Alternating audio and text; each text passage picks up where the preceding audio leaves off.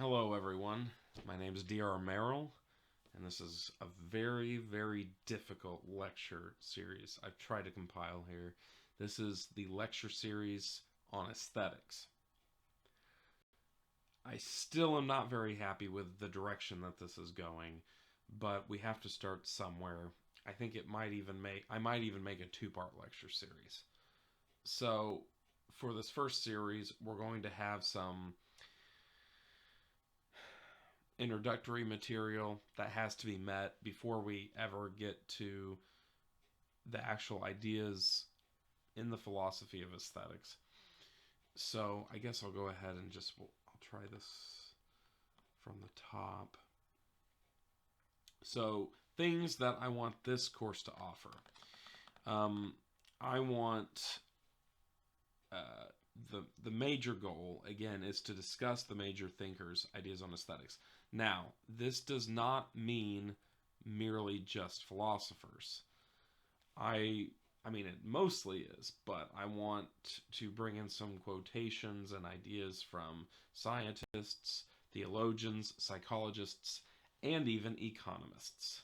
Yes, there's people from every major category have had something to say about aesthetics or beauty or art, and because there's such a degeneration of what some of these disciplines and ideas actually mean in this day and age, we're going to have to kind of rewind and go back a little bit to redefine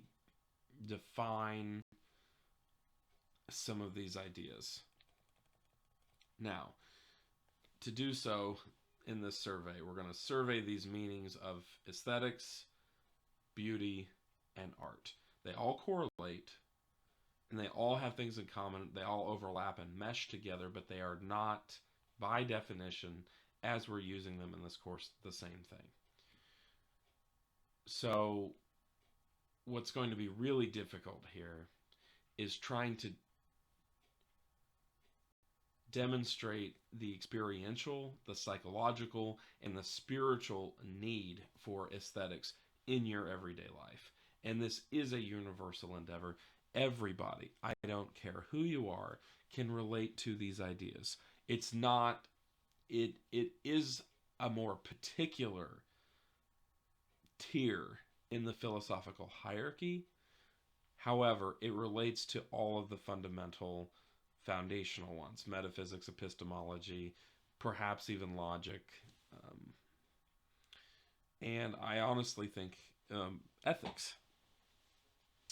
I think we start losing our way once we try to mesh it into politics because people want to unite it with politics. It's of politics, but it is not supposed to be united with, except it's supposed to be disinterested, separate from, and protected by the separation of powers.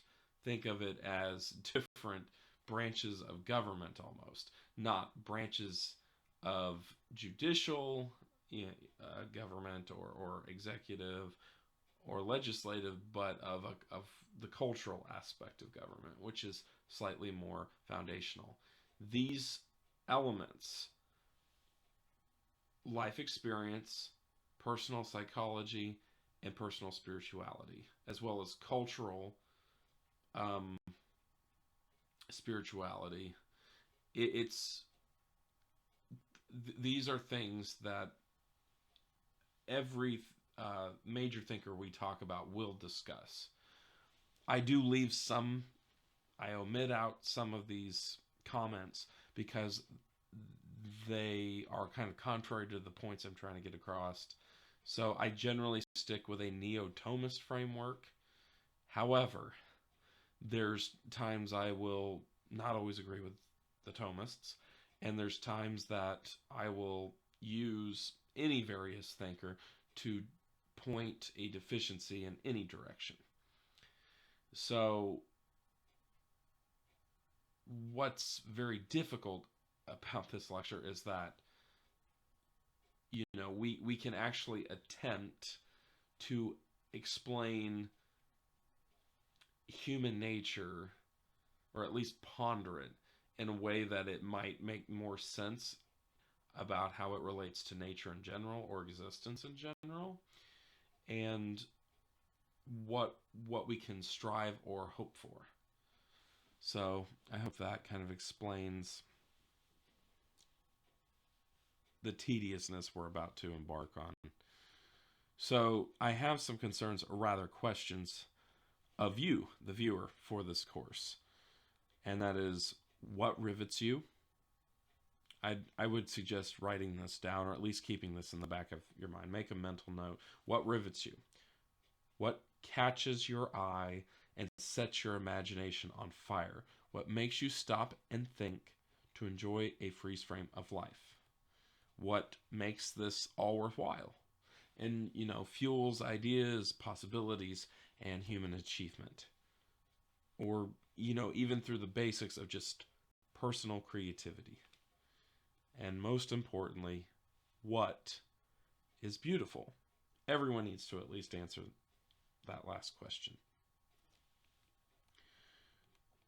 So,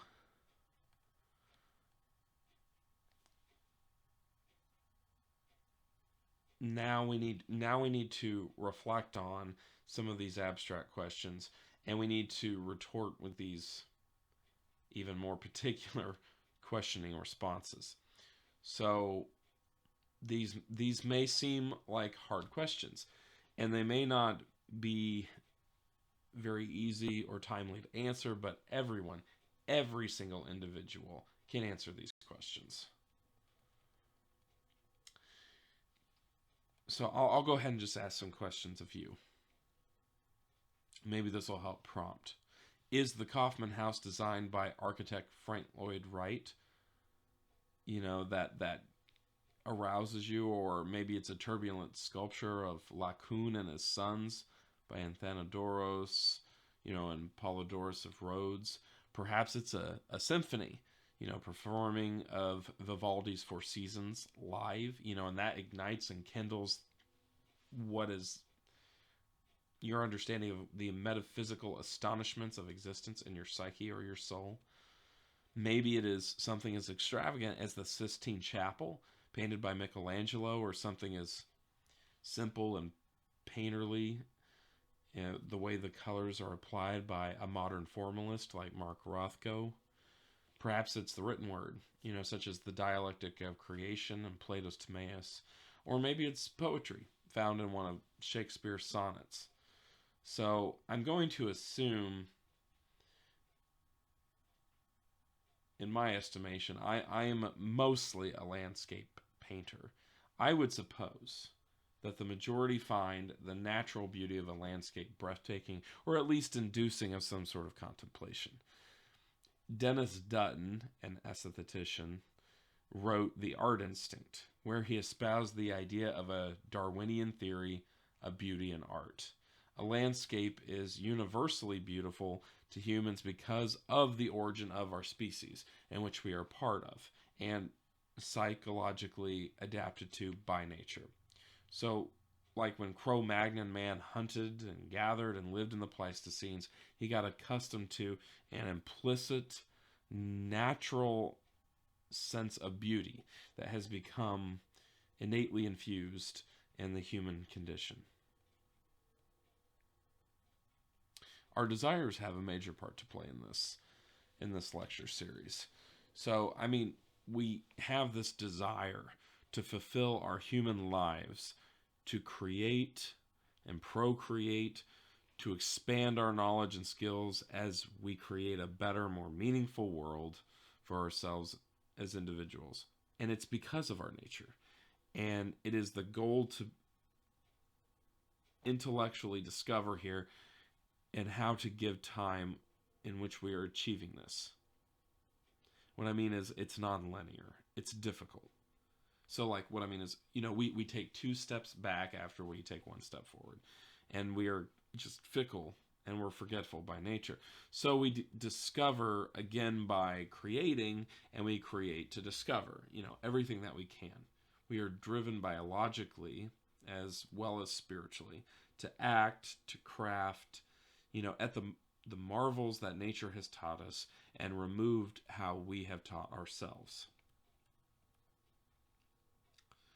So, my preliminary objectives. Before we lecture on the philosophers, I think it would be beneficial to collate on the words beauty, aesthetics, and art. And these terms have been so abused, particularized, secularized, compartmentalized from their original intentions and etymologies, and we must define them before moving any further. I will give the root definitions and the origins of these words so that we have a kind of like philological understanding. So we must take the term beauty and talk about it before we talk about art. Beauty comes from the Latin bellus, which means beautiful or fine, and the Old French, beaut. Also in Greek, kalos or kalos, that's either with two L's or one, Kallos or Kallos. And the Latin bellus, Bellas. I think the others are self-explanatory, but you can kind of see where the Americanized English, just kidding, the English version of the word comes from. In the Western usage, Pythagoras said that the golden ratio and perfection, wholeness, and truth in mathematics was kalos. So I will make note here that beauty is not near as misused, as cropped, or as meaningless as the word art is, but it is still perhaps one of the most misunderstood. And I have the Webster's 4th edition New World Dictionary, College Dictionary, and they give us 5 definitions. So the quality attributed to whatever pleases or satisfies the senses of the mind, as by line, color, form, texture, proportion, rhythmic motion, tone, etc., or by behavior, attitude, etc. That's one definition. 2, a thing having this quality. 3, good looks. 4, a very good-looking woman. And 5, any very attractive feature. With the exception of that last one, you will notice that as this lecture progresses, the definition of the word beauty, that I've given got more particular, except for the 5th definition, and it became less generalized. The first few definitions talk about fine art, and that's objects on walls or on pedestals in like a gallery. So our modern philosophers use this connotation more than the more general sense of the word. The last few definitions, except for the 5th, are more broad, and this is how the ancients used the term. For they had no definition of fine art. They used the more general sense. Any number of artistic disciplines stir up, in the spirit, i.e., as the ancients put it, in the poetics or the music. So take a look at these tables. Well, I can't really do that, I guess. So there's 2 different, I'll just give you 2 lists. So there's a traditional approach to beauty and there's a contemporary approach to beauty.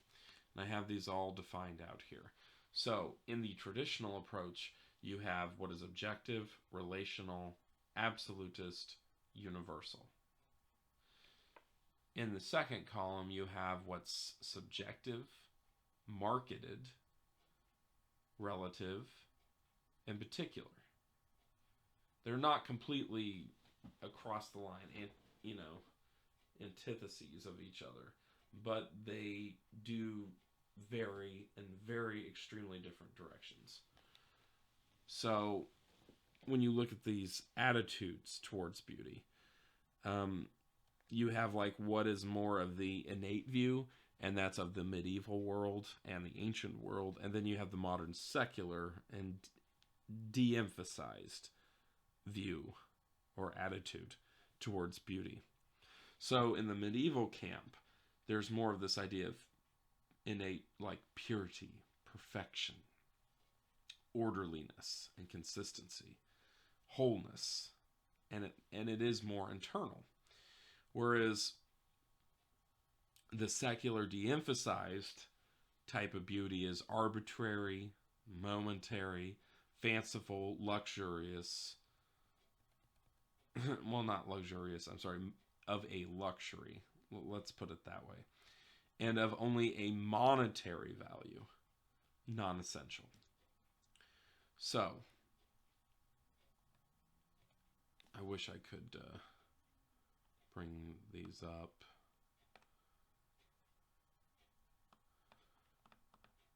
Spent a lot of time on these infographics. So, I have a very detailed infographic here, and I'm going to try to describe it as best I can. So, you have 3 levels, a hierarchy, a concept, the concept in action, and the actuous subdivisions. So, our concept, of course, is beauty. Our concept in action is split into out of beauty. So, coming down the ladder, beauty breaks into, in concept and action, a practical application and an intellectual fascination.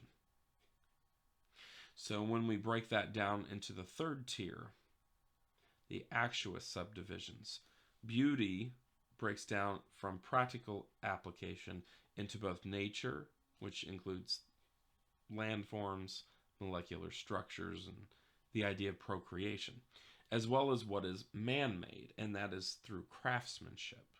Okay? Now, when we break down beauty into a concept and action of intellectual fascination, it breaks down into one actuous subdivision of idealism and conscientious exploration through art. And these are all elements in their concept, in their concepts in action, and in their actuous subdivisions. All 5 of these facets are discussed easily by the ancients alone. And we will see how the modern age has pushed us towards the intellectual fascination when it comes to breaking down the concept of beauty into action, and then the actuous subdivisions.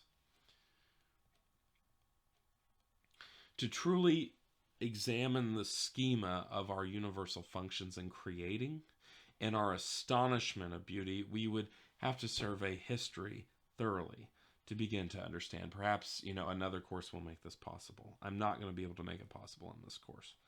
We will cover the philosopher's ideas on beauty, art, and aesthetics to later understand these concepts. So just to finish up a little bit more on the term beauty, there is a differentiation here of beauty as both enjoyable and revering. Enjoyable, by that I mean ornamental and pleasing. So something that's probably more shallow.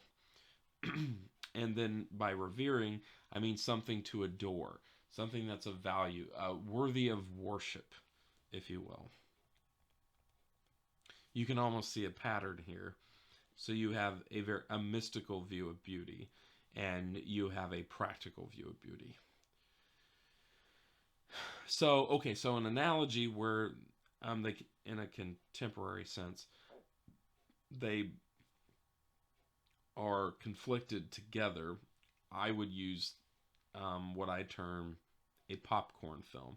So that is a studio film, a large budget studio film that points and posits to entertain, to please us, but that's all it does. So like a mindless action film, whereas like a thought-provoking indie film can perhaps pursue a more moral quality or utility, as well as additionally being pleasing to look at. Therefore, this is more of the revering beauty, and it is of a higher value than the enjoyable beauty. We all like something like that. We all like a good, film like what, like Taken or Death Wish or something. But it's not really saying anything philosophical, and sometimes it's just about telling the story, which is fine. That is its craft. That is something that's well crafted, and it's successful in what it was designed to do, but it wasn't designed to do something of a higher nature. So, whereas something such as, The Name of the Rose, or even something like Seven is trying to accomplish. So, we're going to go ahead and take a break from beauty for a moment, and I'm going to discuss the term art whenever we come to the second lecture. So we still have art and aesthetics to discuss um, before we get into the actual history, the philosophy of aesthetics. Um,